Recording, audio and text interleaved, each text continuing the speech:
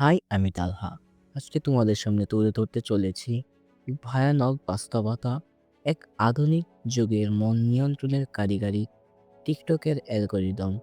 তুমি হয়তো কখনো চিন্তা করেছ, আমি তো কিছু বলিনি, সার্চ দিইনি, তাহলে আমি যেটা ভাবিনি সেটা টিকটকে এলো কিভাবে? একটি দারুণ যুক্তিভিত্তিক প্রশ্ন, আর এর পেছনে আছে কাটিং এডস এআই অসংখ্য বিহেভিয়ার ডাটা ট্র্যাকিং সিস্টেম, যেটা আসলে তোমার চেয়েও বেশি জানে তুমি কি চাও। টিকটকে তোমার ডিভাইসে যা যা করো তার প্রতিটি ধাপ রেকর্ড থাকে।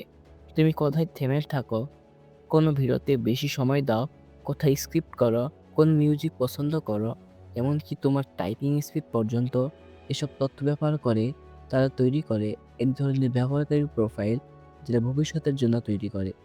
তারা এই প্রোফাইল ব্যবহার করে ভবিষ্যৎবাণী করে যে তুমি কোন কনটেন্ট পছন্দ করবে, তুমি কোন সময় বেশি অ্যাক্টিভ থাকবে, এমনকি তুমি কোন চিন্তায় আছো। আর হ্যাঁ, যদি তুমি মাইক্রোফোনের পারমিশন দিয়ে থাকো, তারা তাহলে সম্ভাবনাভাবে শব্দ বিশ্লেষণও করতে পারে।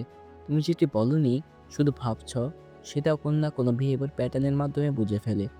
এটা সেলফ অ্যালগরিদম না ভাই, এটা এক ধরনের সাইকো টেকনোলজিক্যাল ওয়েপন। তুমি ভাবতেছো তুমি স্বাধীন, কিন্তু বাস্তবে তোমার স্কুলটাই মানসিক অবস্থার নিয়ন্ত্রণে এক ধাপ এগিয়ে নিচ্ছে। এখানে প্রশ্ন আসে, এই অ্যালগরিদম কি আমাদের চিন্তা নিয়ন্ত্রণ করছে?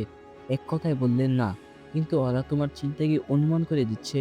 কাকতালীয় না ভাই, এটা এক গভীর প্রযুক্তির খেলা, যেখানে তুমি শুধু এক ব্যবহারকারী না, তুমি এক ধরনের ডেটা উৎস। তোমার মনকেই তারা শেখে, বিশ্লেষণ করে, যাতে তুমি বারবার স্ক্রল করো এবং প্ল্যাটফর্ম ছেড়ে না দাও। তাই যখন তুমি ভাবো এটা কি আমি আজ ভাবছিলাম, তখন জেনে রাখো তোমার ভাবনার আগেই তারা জানে তুমি কি ভাবতে পারো।